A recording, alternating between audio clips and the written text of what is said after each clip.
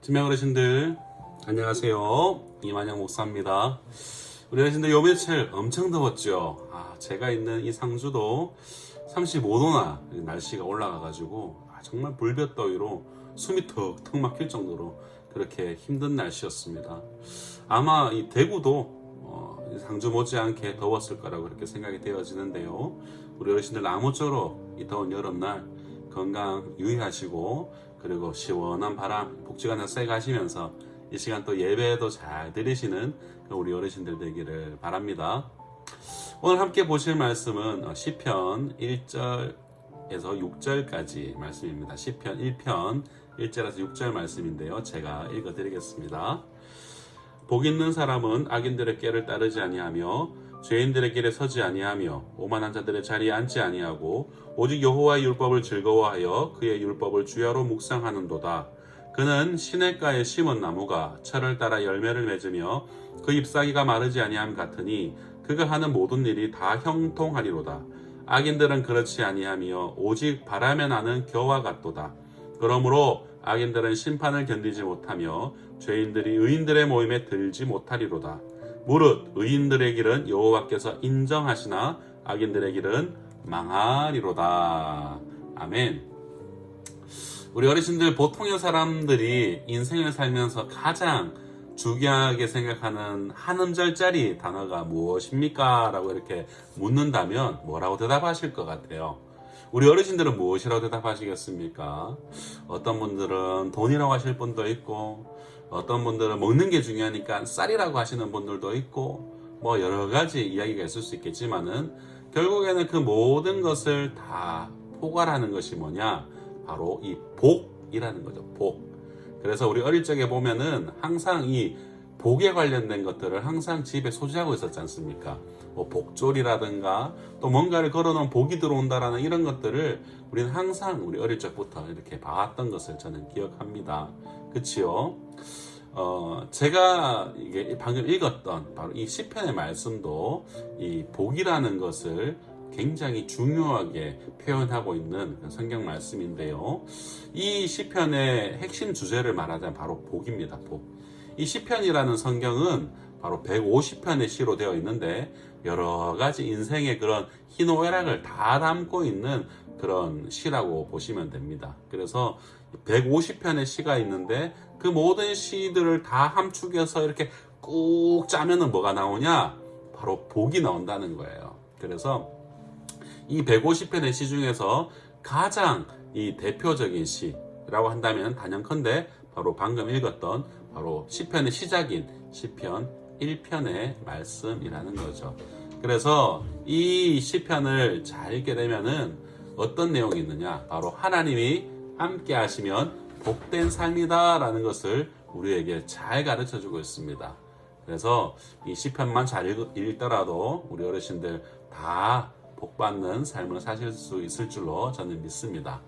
자, 오늘 제가 시편 1편 말씀을 이렇게 쭉 설명을 해드릴 텐데요. 한번 잘 들어보세요. 이 시편 1편의 시작을 보니까 이렇게 시작을 합니다. 복 있는 사람은 하면서 그 뒤로 이제 복 있는 사람이 어떤 사람인지, 어떻게 사는 사람이 복 있는 사람인지를 우리에게 잘 가르쳐 줍니다. 그래서 남녀노소 빈부귀천할 것 없이 이 말씀만 잘 이해하고 이 말씀대로만 산다면은 누구나 할 것 없이 복된 삶을 살 수 있게 된다는 거예요. 그 복 있는 삶의 비결은 바로 제가 오늘 어르신들께 좀 알려드리려고 합니다. 어르신들 잘 들어보세요. 복 있는 인생의 비결 이제 공개합니다. 시편 1편 1절을 보니까 맨 먼저 복 있는 사람은 어떤 사람이라고 하냐면 악인의 꾀를 따르지 않는다. 죄인들의 길에 서지 않는다. 오만한 자들의 자리에 앉지 않는다라고 말합니다. 이 말이 무슨 말인고 하니 쉽게 말해서 악하고 죄되고 오만한 자리에서 벗어나는 삶을 살아라 라는 거예요. 그러한 악하고 죄되고 오만한 자리에서 벗어난 삶이 바로 복 있는 사람의 삶이다 라는 것을 우리에게 말해줍니다. 자, 좀 쉽게 얘기해보면 이런 거예요. 제가 어릴 적 담배 피던 시절이 있었습니다. 그때 호기심으로 친구가 저보고 만영아 담배 한번 펴볼래 같이 뭐 이렇게 해서 꾀임을 당해서 제가 담배를 시작했는데 어느 정도 이 담배가 익숙해지니까 어떻게 되더라고요. 내가 다른 담배 안 피는 친구를 담배 피자고 꿰고 있는 거예요. 그리고는 나중에는 적반하장격으로 학생이 뭐 담배 피는 게 어때서 이런 마음이 제 마음에 훅 들어오는 거예요. 어른들도 다 피는데 나는 왜 안 돼? 라는 그런 마음까지 들 정도로 가는 것, 그게 바로 오만한 상태거든요. 처음에는 친구의 꾀에 넘어가서 담배를 조금 맛봤는데 그것이 익숙해지니까 그 담배 피는 삶에 서서 다른 사람들 내가 꿰고 있고, 더 나아가니까 그게 무슨 죄냐면서 오만한 말을, 오만방자한 말을 하고 있는 제 모습을 보게 되더라는 겁니다. 여기서 복 있는 사람은 바로 어떤 사람인가? 여러분, 학생의 본분에 맞게 비행하는 짓을 저지르지 않는 것, 그것이 복 있는 사람이겠죠. 그런데 약한 친구의 꾀에 넘어가고 그 이후에는 내가 학생으로는 하지 말아야 할 나쁜 짓을 하자고 막 죄인의 길에 서서 친구들 꼬드기까지 하고, 나중에는 그런 흡연 행위가 뭐 학생의 본분에 맞지 않는 것을 알면서도 그게 뭐 어때서 하면서 오만한 태도로 계속 나쁜 짓을 하는 자리에 철퍼덕 앉아버린다면 그것은 복 있는 사람의 모습이 아니라 복을 잃어버린 사람의 모습이라는 거예요. 바로 이것을 시편이 말해주고 있습니다. 이와 같은 원리로 우리가 살아가는 인생에서 우리 어렸을 때 처음에는 악한 꾀를 따르다가 이 죄인의 길에 섰다가 이제는 아주 오만한 자리에 앉아버리는 그런 죄의 습성을 따라가는 삶을 산다면은 그러한 삶은 복 있는 사람의 삶과는 아주 거리가 멀다라는 것을 꼭 기억하셔야 됩니다. 그렇다면 복 있는 사람은 어떤 사람이냐? 그런 죄악된 길을 멀리함과 동시에 2절에 보니까 이렇게 말합니다. 여호와의 율법 곧 하나님의 말씀을 즐거워하고 그 말씀을 늘 묵상하는 사람이다 라고 말하고 있습니다. 복 있는 사람은 어떤 사람이다? 바로 하나님의 말씀을 늘 묵상하는 사람이다 라고 말해주고 있어요. 이 말은 이 성경책을 늘 찾아보면서 말씀의 교훈에 따라서 선한 일을 하고 하나님 잘 믿는 것, 바로 그것이 복 있는 사람이다 라고 우리에게 말해주는 거예요. 자, 그러면 이처럼 복 있는 사람은 어떤 복을 받느냐? 중요하겠죠.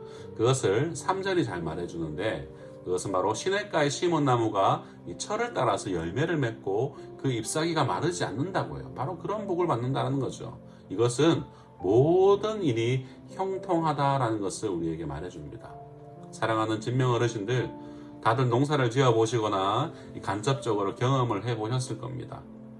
논이나 이 밭이 잘 되려면 무엇이 필요합니까? 적절한 물과 햇빛이 필요하죠. 그래서 예전부터 논이나 밭은 항상 물된 곳에 지어야 된다라고 그렇게 어르신들이 말하곤 했었습니다. 여러분, 시냇가에 심은 나무가 바로 물된 곳이죠. 시냇가. 그 시냇가에 심겨진 나무는 좋지요. 한동안 비가 오지 않는 가물은 날씨에도 이 시냇가가 흘러가면 그 나무는 결코 마르지 않을 겁니다. 그리고 때가 되면은 열매가 맺는 거겠지요. 이처럼 하나님의 말씀을 늘 묵상하고 말씀대로 사는 사람은 시냇가에 심은 나무처럼 때를 따라 열매 맺고 잎사귀가 마르지 않는 그런 복을 누리게 되는 것입니다. 그런데 악인은 그렇지 않다고 말해요. 오늘 본문 5절과 6절을 보니까 악인은 그렇지 않다. 악인은 바람에 나는 겨와 같다라고 말합니다. 예전 시골 가면 우리 어르신들 타작하고 난 뒤에 곡식을 어디에 놓죠? 우리 친구들 오줌 싸면은 머리 뒤집어 씌우는 거. 키에 놓고 이렇게 까불거린다라고 하죠. 키에 놓고 이렇게 까불리면은 알곡은 떨어지고 겨는, 껍데기는 바람에 휘 날아가지 않습니까? 바로 그것을 표현하고 있는 게 바로 오늘 본문의 이제 4절의 말씀이에요. 악인은 그렇지 않다. 오직 바람에 나는 겨와 같다라는 겁니다. 이 말이 무슨 말이냐면은 이제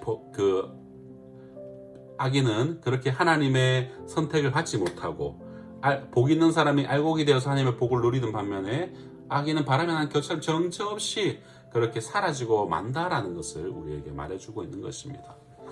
우리 어르신들 부디 오늘 말씀 잘 기억하시고 아직 많다면 많이 남은 인생, 우리 어르신들 복 있는 사람으로 사시길 바랍니다. 가까운 교회도 한번 나가보시고 교회에서 목사님 말씀도 한번 잘 들어보셔서 예수님 믿으셨으면 좋겠어요. 그래 하시면 하나님께서 우리 어르신들 남은 여생 그렇게 복 있는 사람으로 그 인생길을 이끌어 주실 줄로 저는 믿습니다. 저는 항상 그렇게 기도합니다. 우리 어르신들 생각할 때마다 하나님, 우리 어르신들 인생이 얼마 남지 않았는지 알 수 없지만 남은 인생 동안 한 해 말씀 잘 듣고 예수 잘 믿을 수 있는 그 은혜 달라고 이렇게 항상 기도해요. 그렇게 하시는 우리 어르신들 다 되시기를 주의 이름으로 축복합니다. 감사합니다.